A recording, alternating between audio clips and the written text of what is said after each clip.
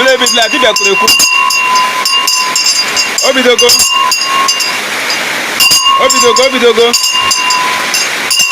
Mire bidogo.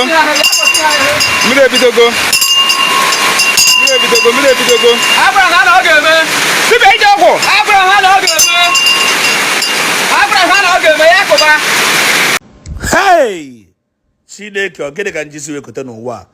Tata bụ day 2 of this man bragging about ịdọ mmiri na nga okpala ka o were mmiri wee mebisie ihe ụmụ Chineke na-eme na nga okpala ya bụ program.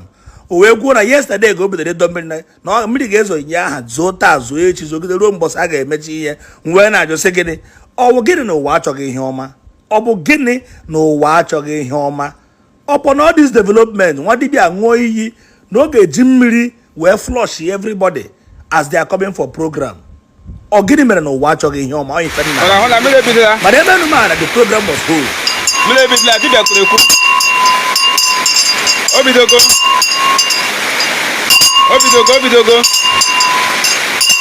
Mire bidogo.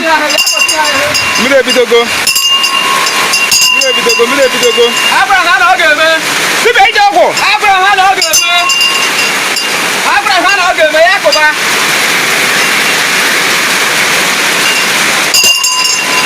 Oya sibi magana ya tipu. Bosi ha Awotade. Ona ya ni ka ba megida. Ona ya alanye ni ke. Yabagu. Abraham na oge me.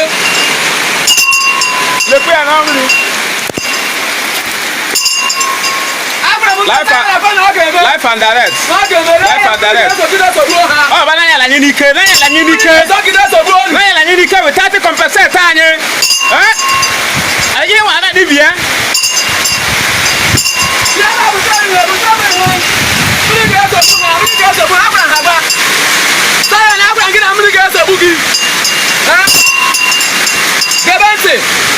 We're going to take a help on it. We're going to go see help on it. How to 2. So 2. How many minutes to 2? For 5 minutes to 2. 5 minutes to 2. So that's it. Today is 8. October 8. Unu me call John ha. I get no hat rota. Oh, tade. Oh, na go. Ya na ere. Oh, tade. Obodo Chineke no nyina. Yes. Ana mmadụ here. Yeah, Nike. Ana po mi ahia manike. Oh, tade. Agwara nu this morning say after protest. Anyway, Anyway, go court. Oh, tade. Odibe. Oh, tade. Odibe. Obu dibia jogo. Obu dibia. Mbura na makuko hede mra. Obu hede ne man Africa na. Mbura na makuko hede mra Africa. Oba na go ya no. Dibia. Obu no. Ekraka. Okay, man. Le pe ami is life and direct. Ama da kwa amba ni betampu, ama bia.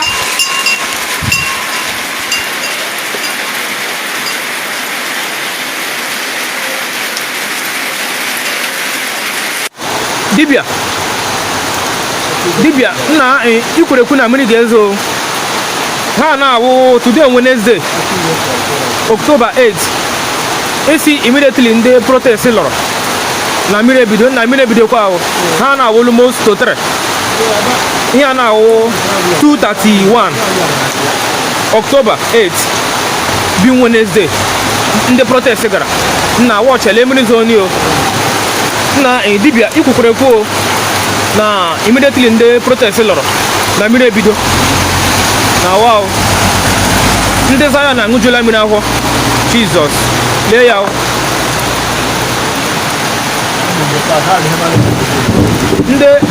ndị Zion na-aṅụjula mmiri ka ahụ lewevu mmiri dibia iji ọgwụ agaghị wọka nkarị ha na almost 3 October 8 bi Wednesday ndị protest gara today after ha lọdụrụ mmiri ebido tukwukwara ekwuo ndị Zion ọganihu me crusade kete eme